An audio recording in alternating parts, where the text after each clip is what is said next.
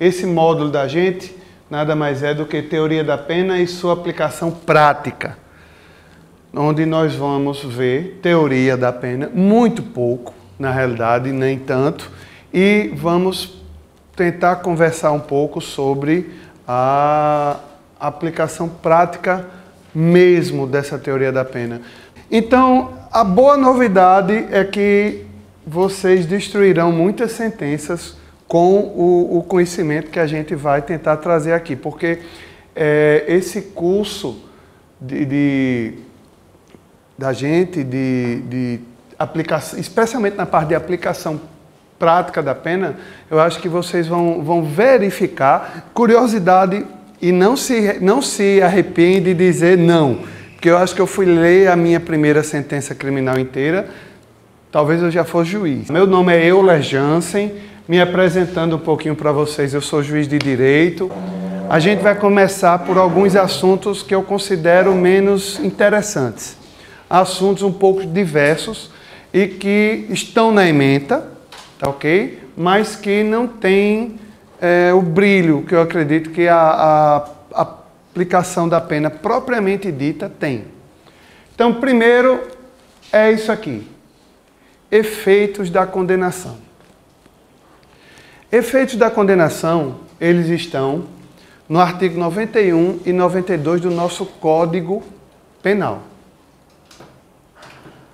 Já sabemos onde encontrar, já sabemos isso. Basicamente, a diferença do artigo 91 e 92, que sempre que vocês virem aqui só um artigo, é porque é do Código Penal. Afinal de contas, se a gente está lidando com pena, aplicação prática de pena, a tendência é ser do Código Penal. Mas voltando, então, o artigo 91, ele traz exatamente o que se chama de efeitos automáticos da condenação. Enquanto que o artigo 92, o juiz deve fundamentar a sua aplicação. Então, basicamente, nós temos essas diferenças. E fazendo com vocês um mea-culpa, muitas vezes nós esquecemos de dizer o óbvio. E o problema é isso, quando o juiz esquece de dizer o óbvio, complica. Tá certo? Complica. Por quê? Por exemplo, se alguém utiliza um carro como arma para matar alguém, isso é plenamente possível. Dolosamente, o que é também obviamente possível, no caso, é a inabilitação para dirigir o veículo automotor. E isso, gente, se aplica a absolutamente tudo. É a utilização do bem. Então, por exemplo, usou o carro para matar, perde a CNH, perde a carteira de arraio se foi a lancha. Se praticou tráfico de drogas com um jatinho, perde o brevet de piloto. Estão entendendo isso? E perde por quanto tempo? Não só a duração da pena. Seu nome? Suzane. Então, não só a duração da pena, mas também o período que você pode requerer a reabilitação. Está entendendo? Porque não é automático o seu retorno. Esse instituto, exatamente, é um instituto muito interessante, mas ele tem caído de moda. Ele já esteve mais na moda. E eu vou explicar por que é que ele caiu de moda. A reabilitação é exatamente um retorno para você se considerar reabilitado após você ter pago sua dívida com a sociedade. Tá ok? Então, a reabilitação, esse barra, no caso, era interessante eu ter colocado um hífen aqui, tá certo? Então, 93 a 95. Então, a reabilitação você pode requerer 2 anos depois de extinta a sua pena. De extinta a sua pena. Então, você cumpriu sua pena, 2 anos depois você requer a sua reabilitação. Para quê? Para ter aquela carteira de volta. Para talvez reassumir o seu poder familiar, o que é muito complicado, né? Um estupro, opa! volte para papai, isso é muito complicado, tá certo? E também a própria lei diz que a reabilitação não se aplica a tais artigos, que é o quê? Aquela história de você que praticou um peculato, você funcionário público que praticou um peculato e foi condenado a uma pena de 4 anos, então você não perde? Não perde não perde seu concurso, como diz o povo, perde o seu cargo, tá certo? Então, o que é que acontece? Para você se reabilitar, não atinge, por determinação de lei, a reabilitação não atinge esse retorno ao cargo. Estão entendendo isso?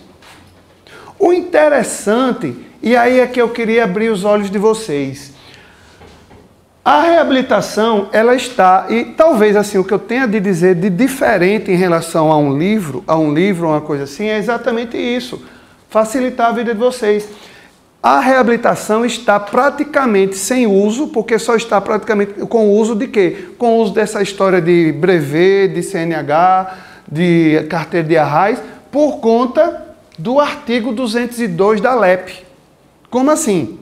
O artigo 202 da LEP, da Lei de Execução Penal, ele diz assim, ó, cumprida ou extinta a pena, não constarão da folha corrida atestados ou certidões fornecidas por autoridade policial ou auxiliares da Justiça, qualquer notícia ou referência à condenação, salvo para instruir processo pela prática de nova infração penal ou outros casos expressos em lei. Gente, em resumo, você foi condenado a 200 anos de cadeia. 200 não, porque você não vai viver 200. Mas você foi condenado a seus 30 anos de cadeia, cumpriu a sua pena, no mês seguinte você diz, eu queria uma certidão de antecedentes criminais. E vai vir lá, zerado. Por conta disso. Quer dizer que a justiça não sabe mais que aquele cara foi condenado a 30 anos de cadeia? Não. Não é assim. A justiça sabe. Só ela sabe. Por quê? Vejam aqui. Salvo para instruir processo pela prática de nova infração penal ou outros casos expressos em lei. Então, quando é uma certidão requisitada pelo juiz, é uma certidão criminal, aqui na Paraíba nós chamamos.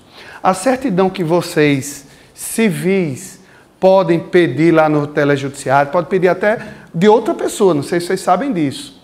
Né? É a certidão pública, eu quero saber aqui a certidão de Euler Paulo Morajança, CPF tal. Me dê aí uma certidão se ele já foi condenado, não foi a certidão criminal dele. Beleza. Com a graça de Deus, zerada, hein, gente? Ficha limpa. Olha, mas, resultado. Então, essa é a certidão de antecedentes criminais. Estão entendendo essa diferença? A certidão de antecedentes criminais é para os civis, digamos assim, em geral. A que é requisitada pelo juiz é essa dessa ressalva aqui. Salvo para instruir processo pela prática de nova infração penal ou casos expressos em lei. Estão entendendo isso?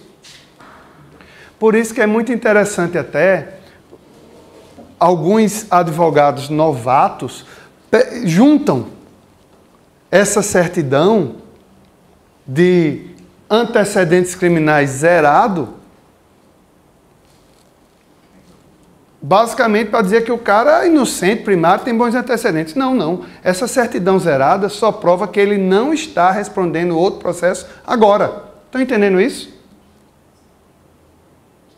Não está respondendo outro processo agora. Aqui diz que ele é lindo, maravilhoso, inocente, nunca teve nada, seria uma certidão criminal negativa. Tá ok? Coisa que eu nunca vi na vida.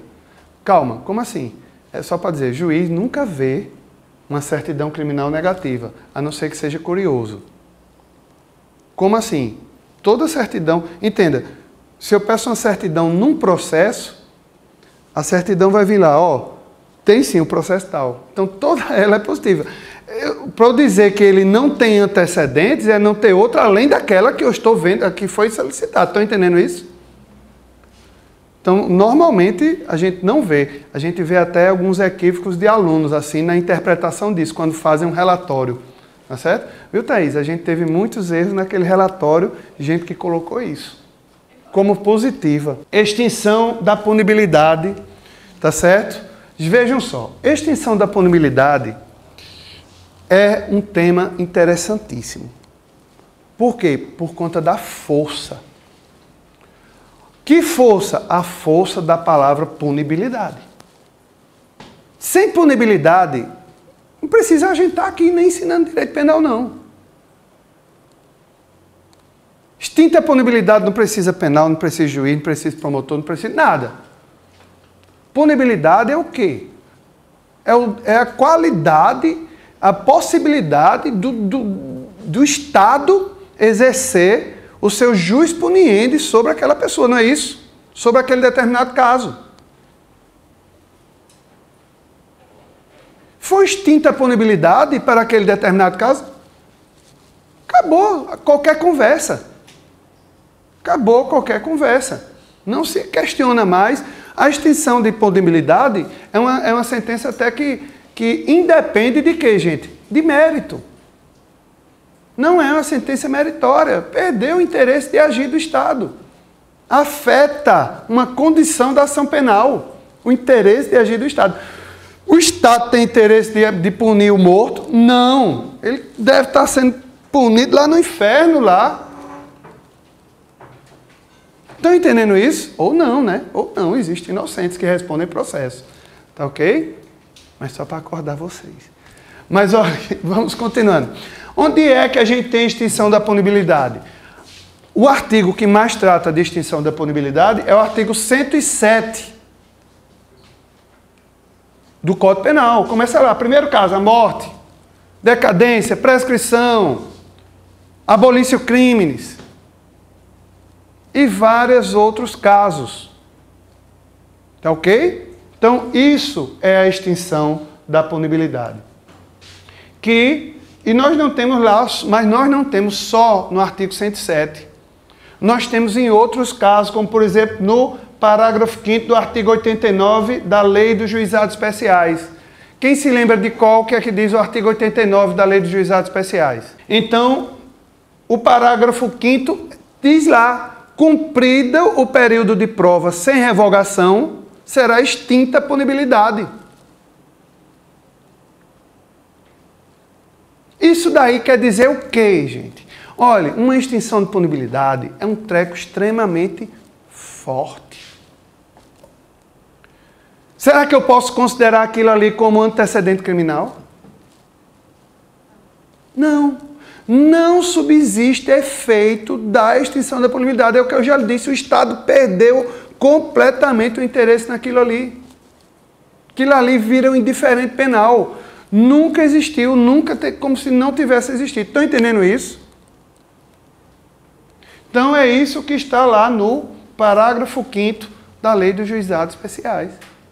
E nós temos outros casos que até a jurisprudência considera o condão da extinção da punibilidade.